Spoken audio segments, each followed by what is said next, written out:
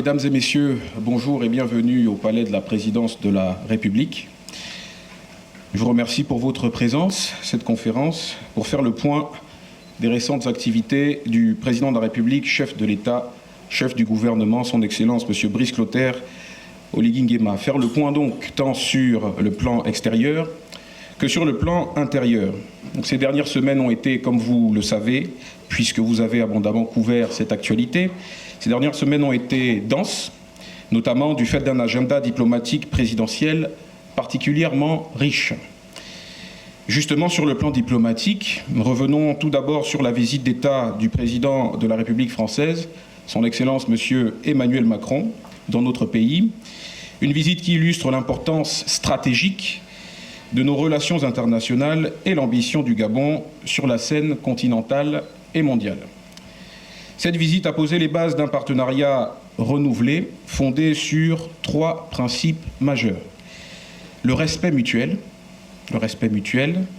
l'égalité entre États souverains et des bénéfices concrets pour nos populations et nos pays respectifs.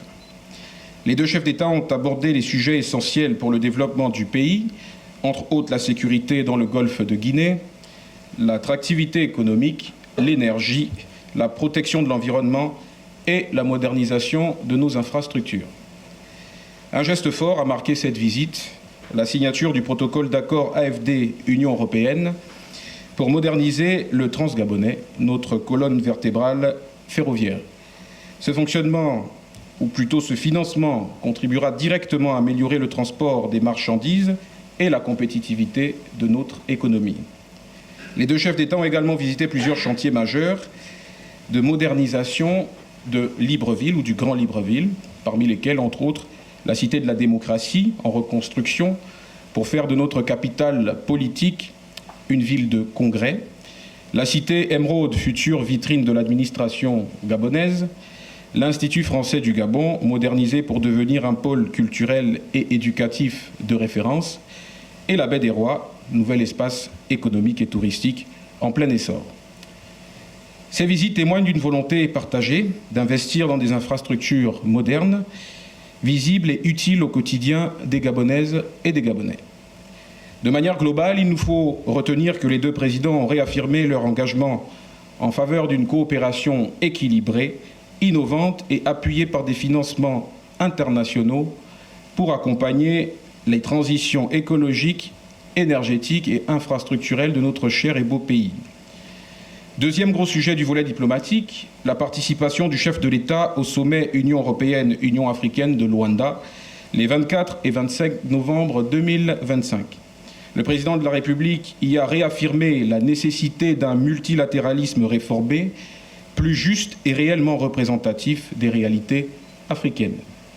Il a plaidé pour un système international qui ne laisse aucune région en marge des décisions mondiales et dans lequel l'Afrique occupe pleinement sa place en tant que continent d'avenir, riche de sa jeunesse, de ses ressources et de son potentiel économique. Deuxièmement, le président de la République a dénoncé avec fermeté le trafic illicite d'armes qui alimente et prolonge de nombreuses crises sur le continent. Il a appelé à une coopération internationale renforcée pour couper les circuits de financement, sanctionner les réseaux criminels et soutenir les États africains dans leurs efforts de stabilisation. Troisièmement, le chef de l'État a présenté la transition gabonaise comme un modèle de stabilité, de responsabilité institutionnelle et de transformation maîtrisée. Cette transition, saluée par plusieurs partenaires internationaux, offre aujourd'hui au pays une trajectoire claire grâce au plan national de croissance et de développement 2026-2030.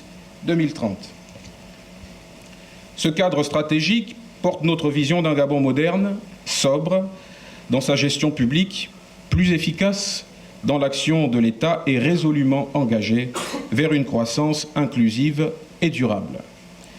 Quatrièmement, en marge du sommet, le président de la République a tenu plusieurs entretiens bilatéraux avec différents dirigeants africains. Ces rencontres ont permis de renforcer les partenariats existants, d'explorer de nouvelles pistes de coopération et de confirmer la renaissance diplomatique du Gabon.